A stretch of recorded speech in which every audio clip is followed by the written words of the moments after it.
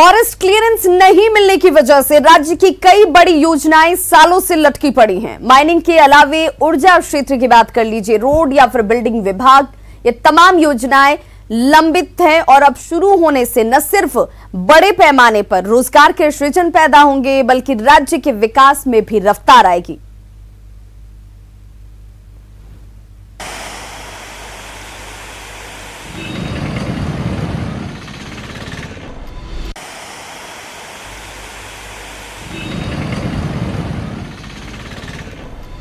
प्राकृतिक संपदाओं से भरपूर झारखंड में विकास की काफी संभावनाएं हैं, लेकिन विकास का पहिया जिस तेजी से चलना चाहिए वो नियम कानून के पेच में फंसकर धीमा पड़ गया है। राज्य की 2 दर्जन से ज्यादा बड़े प्रोजेक्ट फॉरेस्ट क्लियरेंस के लिए अटके हुए हैं। ऊर्जा विभाग के 4 बड़े प्रोजेक्ट तैयार हैं, लेकिन फॉरेस्ट क्लियरेंस नहीं मिलने के कारण चालू नहीं हो पाया है। इनमें तेनूघाट जैनापुर ट्रांसमिशन लाइन, इटखोरी लातेहार, चतरा इटखोरी और पतरातू लातेहार ट्रांसमिशन लाइन शामिल है। ग्रिड बनकर रेडी है और लाइन का क्लियरेंस अगर मिल जाए फॉरेस्ट का तो फिर जो भी बचा हुआ फॉरेस्ट में जो काम है उसको करके हम उसको ऊर्जान्वित कर सकते हैं।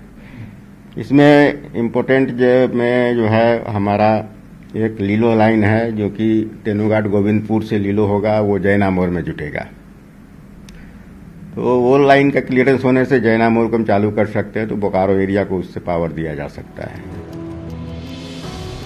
इन बड़े प्रोजेक्टों के अलावा वर्ल्ड बैंक के सहयोग से बनने वाले कई ट्रांसमिशन लाइन और ग्रिड को ही फॉरेस्ट क्लियरेंस नहीं मिलने के कारण पिछले 2 सालों से अधर में लटका है।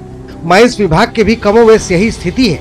राज्य में 6 माइंस खदानें भी माइनिंग के लिए तैयार है, लेकिन पिछले 1 साल से ज्यादा वक्त से फॉरेस्ट क्लियरेंस का इंतजार है। 2 आयरन, 2 मैग्नीज, 1 ग्रेफाइट और 1 सोकरा ग्रेफाइट का भी अप्लाई किया हुआ है। उसमें हम लोग जस्ट 4 बोरहोल के लिए ही अप्लाई किया था, लेकिन अभी तक हम लोग को क्लियरेंस मिला नहीं। जाहिर है ऊर्जा विभाग के प्रोजेक्ट के चालू होने से झारखंड पावर हब बन सकता है। वहीं माइंस के चालू होने से न सिर्फ राजस्व बढ़ेगा बल्कि हजारों लोगों को रोजगार भी मिलेगा। लेकिन ऊर्जा माइंस के अलावा रोड और बिल्डिंग के कई ऐसे प्रोजेक्ट हैं जो नियम कानून के पेच में सालों से फंसे हैं और वन विभाग चुप्पी साधे हुए है। न्यूज़ 18 के लिए रांची से भुवन किशोर झा की रिपोर्ट। कोरोना संकट के कारण नौकरी गंवाकर घर लौटे प्रवासियों को अब राज्य में ही रोजगार देने की तैयारी शुरू हो गई है। पंचायत से प्रदेश स्तर तक रोजगार मेले का आयोजन कर प्रवासी मजदूरों को रोजगार दिए जाएंगे।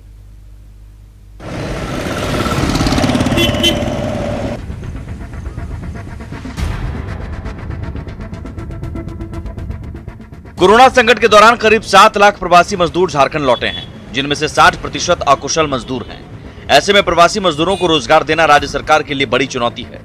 हालांकि अकुशल मजदूरों को मनरेगा से जोड़ा जा रहा है, जबकि कुशल और शिक्षित मजदूरों को पंचायत से लेकर प्रदेश स्तर तक रोजगार मेला आयोजित कर नौकरी दी जाएगी। तो झारखंड चाहे तो पूरे अपने राज्य के मजदूरों को काम देने के बाद भी दूसरे प्रदेश के लोगों को काम दे सकते हैं। ये सरकार में इच्छा शक्ति है, काम करना चाहते हैं, हम रोजगार देना चाहते हैं। सरकार के विभिन्न विभागों में भी प्रवासी कुशल मजदूर को लगाने की योजना है। झारखंड में चल रही फैक्ट्रियों में भी इन्हें काम दिया जा रहा है। इतना ही नहीं, बाहर की कंपनियों से MOU कर भी मजदूरों को रोजगार देने की योजना है। इसे लेकर श्रम नियोजन एवं प्रशिक्षण विभाग ने कंपनियों से संपर्क बनाना शुरू कर दिया है। दिल्ली के और गुड़गांव की भी बहुत सारी कंपनियां हैं जिन्होंने अप्रोच किया है, तो हम लोगों ने उसको ऊपर उच्चाधिकारियों के पास भेज दिया है ताकि एक MOU हो जाए और सरकार की जानकारी में, सरकार के संरक्षण में ये अगर हमारे यहाँ से लेबर या फिर काम करने वाले जाएंगे तो एक फॉलोअप होता रहेगा और उनके जो हित हैं उनका भी ख्याल रखा जा सके। श्रम नियोजन विभाग में अब तक 1800 से ज्यादा नियोजक ने रजिस्ट्रेशन कराया है, जिसमें सबसे ज्यादा हेल्थ सेक्टर में रिक्तियां हैं। इसके अलावा टेक्सटाइल, रोड, बिल्डिंग और माइंस के क्षेत्र में काम करने वाली कंपनियां हैं। भुवन किशोर झा, न्यूज़ 18, रांची। सरायकेला के मांझी टोला में नाबालिग बच्ची के साथ हुई जघन्य घटना और हत्या के मामले को लेकर कोडरमा से बीजेपी सांसद अन्नपूर्णा देवी ने हेमंत सरकार पर सवाल उठाने के साथ ही साथ जोरदार हमला किया है। अन्नपूर्णा देवी ने लॉ एंड ऑर्डर को लेकर सरकार को फेल बताते हुए राज्य सरकार पर यह आरोप लगाया कि आधी आबादी की सुरक्षा को लेकर राज्य सरकार गंभीर नहीं है। आपको बता दें कि बच्ची 17 जून को लापता हुई थी और 20 जून को उसके शव को बरामद किया गया था। पुलिस खोजने का भी काम नहीं की, जहां वो घटना घटी थी शायद वहां तक पुलिस जाने का भी काम नहीं की। तो इससे लग रहा है कि पुलिस बिल्कुल सक्रिय नहीं है। राज्य सरकार को भी इस तरह की घटना जो आए दिन हो रही है, जो कानून व्यवस्था लचर कानून व्यवस्था है, इस पर राज्य सरकार भी मौन है। सरकार इस आज जो महिलाएं असुरक्षित है, चारों ओर देखें जिस तरह की समस्या घटनाएं लगातार घट रही है, सरकार इस दिशा में कोई पहल नहीं कर रही है। गलवान में शहीद 3 जवानों ने रामगढ़ छावनी में प्रशिक्षण लिया था। इन जवानों का सैलरी अकाउंट भी रामगढ़ के स्टेट बैंक ऑफ इंडिया में ही था और ऐसे में नियम के मुताबिक एसबीआई ने तीनों जवानों के परिजनों को 30-30 लाख की सहायता दी है। वहीं पंजाब रेजिमेंट के जुड़े पूर्व सैनिकों ने शहीद जवानों को नमन किया।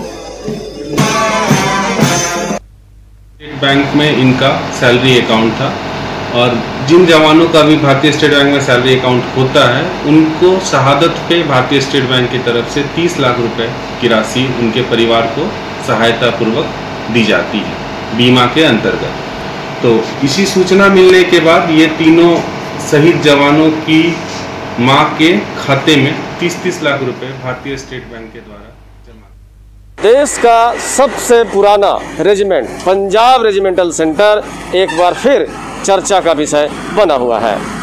चर्चा का कारण है कि भारत और चाइना बॉर्डर पर जो सैनिकों के बीच झड़प हुई थी उसमें हमारे पंजाब रेजिमेंटल सेंटर के 3 जवान शहीद हुए थे और ये तीनों जवान इसी सेंटर में आकर के ट्रेनिंग लिए थे और इन्होंने 9 महीना का कठिन तपस्या किया था, परिश्रम किया था और ये देश सेवा की शपथ लिए थे। हमारे साथ भूतपूर्व सैनिक हैं, हम इनसे जानना चाहेंगे कि सर ये जो सेना के जवान शहीद हुए हैं आप लोगों को कैसा लग रहा है? झारखंड के मिट्टी में पले थे, झारखंड के रामगढ़ से उन्होंने देश सेवा की शपथ ली थी।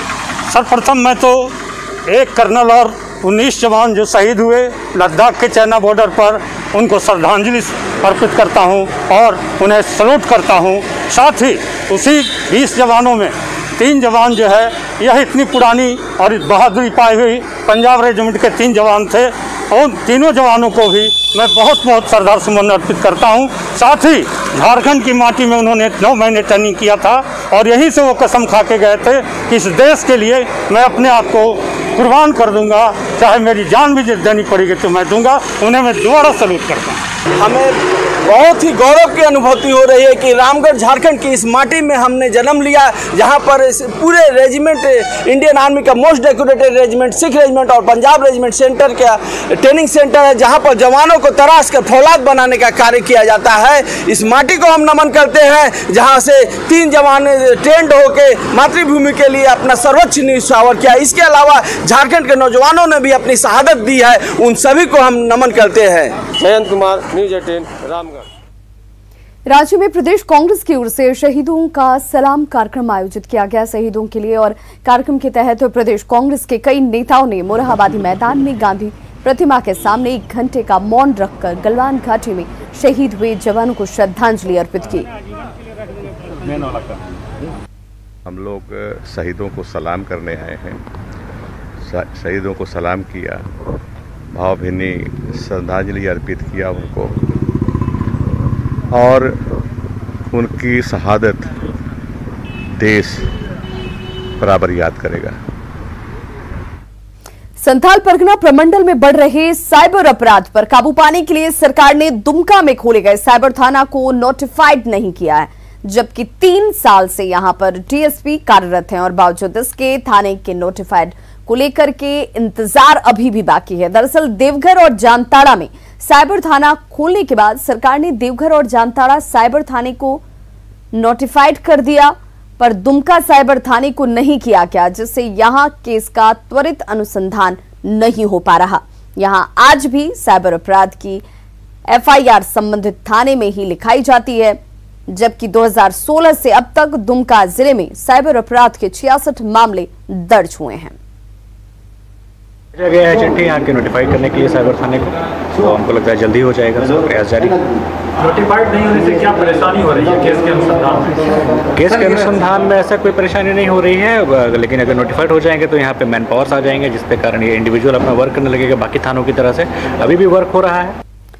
पाकुड़ के पाकुड़िया में जूनियर इंजीनियर की संदिग्ध स्थितियों में मौत हो गई। प्रखंड कार्यालय परिसर स्थित अपने कमरे में पंखे से झूलता हुआ जेई मनोज सोरेन का शव बरामद किया गया। कमरा के अंदर शव जो है पंखे से लटका हुआ मिला। अंदर से कमरा बंद बताया जा रहा है। परिजनों के आने के बाद इस दरवाजे को तोड़ा गया। फिलहाल पुलिस सब अपनी तफ्तीश में जुट गई है। शादी था घर में, हाँ तो गए थे शादी में, शादी खत्म हुआ परसों लौटा, आज तो ये घटना घट गया। यही हम लोगों को खबर मिली। जांच में पता चलेगा क्या हुआ था। इसे किसी भी प्रकार की कोई दबाव नहीं थी और ये छुट्टी पे था, छुट्टी से कल ही आया था, है ना, और रात में घटना घटी है। जांच के बाद ही पता चलेगा कि मामला क्या नाम था। जांच किया जाएगा, जांच के बाद बताया जा सकता है क्या मामला है। अग्रिम कार्रवाई पुलिस द्वारा की जा रही है। धनबाद के झरिया के सुदामडी की रहने वाली भारती सेन का अब तक सुराग नहीं मिल पाया है। दामोदर नदी में गोताखोरों ने युवती के शव की तलाश की, लेकिन शव की बरामदगी नहीं हो पाई। दरअसल 4 दिन पहले से युवती लापता है, लेकिन युवती की स्कूटी दामोदर नदी पुल पर बरामद की गई थी। ऐसे में खुदकुशी की आशंका जाहिर की जा रही है। खबर जमशेदपुर से, जहां कि बिष्टुपुर थाना क्षेत्र में ब्लैकमेलिंग का एक मामला सामने आया है। एक व्यापारी के घर पत्र भेजकर एक युवती ने 15 लाख रुपए की डिमांड की, जिसकी शिकायत व्यवसायी ने पुलिस से की है। व्यापारी ने गलत तरीके से युवती पर फंसाने की कोशिश करने का आरोप लगाया है।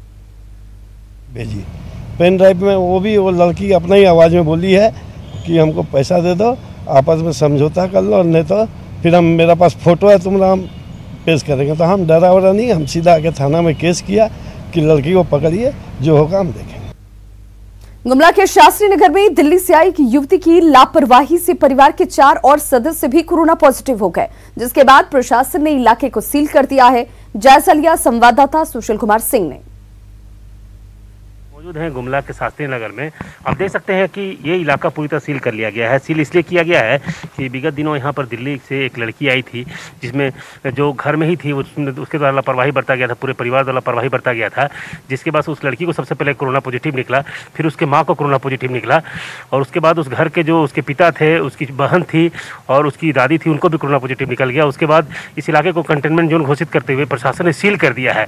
अब इस इलाके में इधर के लोगों को आने जाने पर पूरी तरह रोक लगा दिया गया है।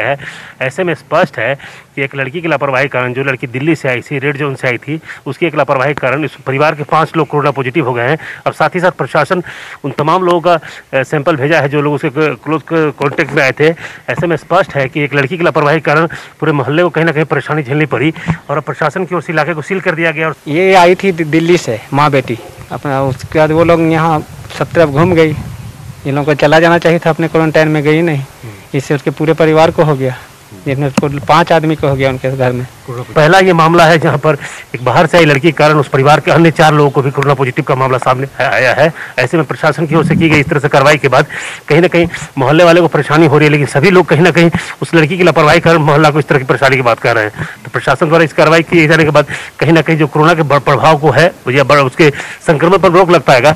हालांकि इस तरह से बैरिकेडिंग करने से लोगों को परेशानी हो रही है, लेकिन लोग भी कहीं ना कहीं इस तरह की प्रशासनिक कार्रवाई का समर्थन कर रहे हैं कि कोरोना से बचना है तो इस तरह की कार्रवाई करनी पड़ेगी। न्यूज 18 के लिए गुमला से सुशील कुमार। रांची का सदर अस्पताल राज्य का पहला सदर अस्पताल होने जा रहा है, जहां कई अत्याधुनिक और जीवन रक्षक संसाधनों से मरीजों का इलाज होगा। सदर अस्पताल में जहां जल्द ही एंडोस्कोपी शुरू होने वाली है, वहीं सदर अस्पताल में अत्याधुनिक उपकरणों से लैस ICU भी बनाए जा रहे हैं। राज्य में पहली बार रांची सदर अस्पताल में एक साथ 5 वेंटिलेटर की सुविधा भी उपलब्ध होगी। सदर अस्पताल को मिलने वाली इस सुविधा से अब मरीजों को क्रिटिकल कंडीशंस में रिम्स रेफर करने से भी मुक्ति मिलेगी। बहुत जगह होता है कि हम लोग को रिम्स रेफर करना पड़ता है, क्योंकि हम लोग के पास ICU की सुविधा नहीं है। तो उसके लिए हम लोग डायरेक्ट अपने यहाँ पर अपना ICU में हम लोग भेज सकते हैं। उनका जो क्रिटिकल जो पेशेंट रहते हैं और उन लोग को हम लोग यहाँ पर अपना इलाज करा सकते हैं। तो हम लोग को रिम्स भेजने वाला जो मरीज को भी परेशानी होता था, हम लोग को भी परेशानी होता था, उस परेशानी से खत्म हो जाएगी। कोडरमा में स्वास्थ्य विभाग की एक और लापरवाही सामने आई है। गझंडी में स्वास्थ्य उपकेंद्र का भवन बने हुए 10 साल हो चुके हैं इस उपकेंद्र को, लेकिन अब तक ये चालू नहीं हो पाया। हालात ये हैं कि भवन बना और उसके बाद अब जर्जर भी हो चुका है। अस्पताल तक जाने के लिए रास्ते नहीं हैं, चारों ओर झाड़ियां उगाई हैं। इलाके के मरीजों को इस बाबत बेहद परेशानियों का सामना करना पड़ता है।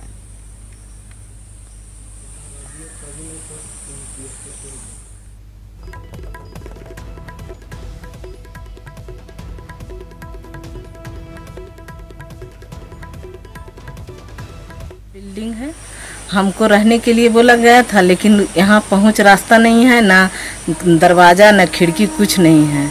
ये संभव नहीं है कि हम सब कुछ कर सकते हैं।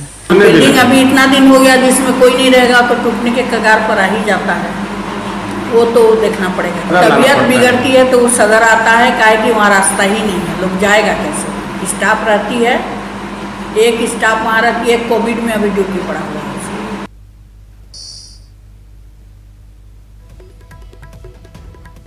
जिसका जीता जागता कोडरमा जिले के गजंडी में बना स्वास्थ्य विभाग का भवन है। वर्षों से यह भवन बंद है, जहां किसी तरह का कोई कार्य नहीं हो रहा।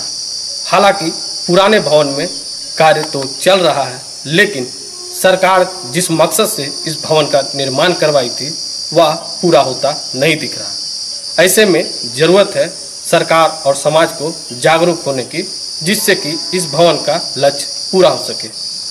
न्यूज 18 के लिए कोडरमा से संजय गुप्ता। मन में पढ़ने की इच्छा अगर प्रबल हो तो लाख दिक्कतें राह में आए वो दूर हो ही जाती हैं। घाटशिला के बहराकोड़ा की भी एक बेटी अनीमा नायक हैं। आर्थिक रूप से परिवार उनका कमजोर है, पिता छोटे किसान हैं, लेकिन अनीमा पढ़ना चाहती हैं। मैट्रिक में ब्लॉक टॉपर होकर उन्होंने ये साबित भी किया है। शिक्षा के प्रति उनकी कितनी आस्था और लगन है, तो समाज के लोगों ने उन्हें आगे बढ़ाने का बीड़ा उठाया। हालांकि पचांडू गांव के इस इलाके से निकलकर अनीमा गांव के लोगों के सहयोग की वजह से जमशेदपुर तो पढ़ने पहुंच गईं, लेकिन अब कॉलेज की फीस, हॉस्टल की फीस, ये सब कुछ उनके आड़े आ रही है। ग्रामीणों के सहयोग के साथ अब उन्हें सरकार से भी मदद की आस है। वो हर महीने कंप्लीट से नहीं दे पाते हैं, इसीलिए पढ़ाई में बहुत दिक्कत। पढ़ाई में ऐसा कुछ दिक्कत नहीं रहे, लेकिन उसका जो मेंटेनेंस में थोड़ा दिक्कत हो रही है। चाहे हम लोग उम्मीद करते हैं बनना तो डॉक्टर था, पर बायो नहीं ले पाए क्योंकि आर्थिक स्थिति थोड़ा सा ख़राब था तभी से ही। उसके बाद अभी हम मैथ लेके पढ़ रहे हैं, देखते हैं एक तो इंजीनियरिंग का होगा तो करेंगे, या फिर कुछ देना है एग्ज़ाम ITI या ऐसे ही कुछ, या फिर है टीचर्स लाइन। उसके बाद सुकन्या योजना है, ये भी भरे हैं, ये भी नहीं मिली। बेटी बचाओ बेटी पढ़ाओ, ये भी भरे हैं, ये भी नहीं मिली। लिली फाउंडेशन भी भरे हैं, ये भी नहीं मिली। तो क्या करें, कुछ नहीं मिली। सिर्फ स्टाइपेंड मिली है 5,800 रुपये, और कुछ नहीं मिली है। इतना दिन तक 1 साल हो गया, तो कैसे हम लोग पढ़ाएंगे। और लड़की लोग को पढ़ने की बहुत इच्छा है। आज पढ़ाई डिजिटल हो गई है, लेकिन पुराने जमाने में लोग पत्ते पर अपने संदेश को लिखकर भेजते थे। स्याही भी जंगली पत्तों और फलों से ही तैयार की जाती थी। घाटशिला के बहराकोड़ा के महुल डांगरी गांव आपको हम लिए चलते हैं, जहां के पुजारी आशित पंडा ने करीब 200 साल पहले ताड़ के पत्ते पर लिखी महाभारत को संभाल कर रखा हुआ है। उनके पूर्वज 1876 में इस ग्रंथ को पुरी से खरीद कर लेकर आए थे, लेकिन इसकी लिखावट आज भी जस की तस है। ताड़ के पत्ते पर यह महाभारत उड़िया भाषा में लिखी हुई है। आज भी घरवाले इसी ताड़ के पत्ते पर लिखे महाभारत को पढ़ते हैं। पूर्वज जो लेके आए, उस टाइम पार्श्ववर्ती जो गांव था उसमें कोई भी शिक्षित नहीं था। सब आदमी निश्चित एक तो अच्छा दिन, जैसा पूर्णिमा हुआ, अमावस्या हुआ, अच्छा दिन में ये लोग हम लोग का घर आते थे। मेरा परदादा पढ़ के ये लोग को सुनाते थे धर्म ग्रंथ, और धर्म के विषय में आलोचना होता था। इतने ही हम मेरा पिताजी से या ग्रेट फादर से हम सुने हैं, मेरे पिताजी से ही हम ये सब सुने थे। खबरों का सिलसिला लगातार जारी, आप देखते रहिए न्यूज़ 18 बिहार झारखंड।